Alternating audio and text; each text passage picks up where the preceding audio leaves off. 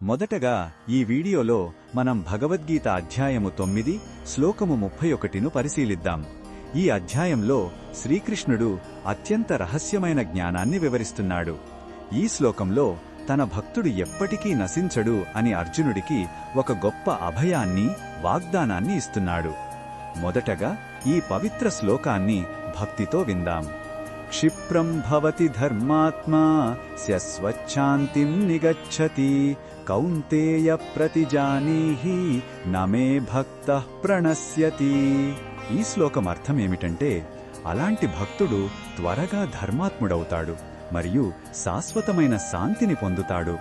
ఓ కుంతీపుత్ర, నా భక్తుడు ఎప్పటికీ నశించడు అని నువ్వు ధైర్యంగా ప్రకటించు అని శ్రీకృష్ణుడు చెబుతున్నాడు. ఇక్కడ భగవంతుడు తన భక్తులకు ఒక గట్టి వాగ్దానం చేస్తున్నాడు.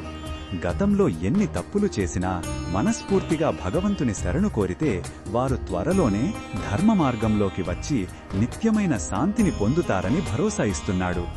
ఈ శ్లోకంలో ఉన్న భావం మనకు ఏమి చెబుతుందంటే, ఇది భగవంతుని అపారమైన కరుణ మరియు రక్షణకు నిదర్శనం. నా భక్తుడికి నాశనం లేదు అనే మాట మనస్సులోని అన్ని భయాలను, సందేహాలను తొలగిస్తుంది. మనల్ని ఎల్లప్పుడూ కాపాడే ఒక శక్తి ఉందని ఈ శ్లోకం మనకు ధైర్యమిస్తుంది.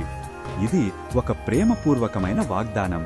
ఈ బోధనను మన దైనందిన జీవితంలో ఎలా ఉపయోగించుకోవచ్చంటే, గడిచిపోయిన జీవితం గురించి చింతిస్తూ కూర్చోకుండా వర్తమానంలో భగవంతునిపై నమ్మకంతో మన పనులు మనం చేసుకోవాలి. కష్టాలు వచ్చినప్పుడు భగవంతుని వాగ్దానాన్ని గుర్తు చేసుకుని ధైర్యంగా నిలబడాలి. ఈ శ్లోకం మనకు ఆధ్యాత్మిక మార్గంలో ముందుకు సాగడానికి గొప్ప ప్రేరణను ఇస్తుంది.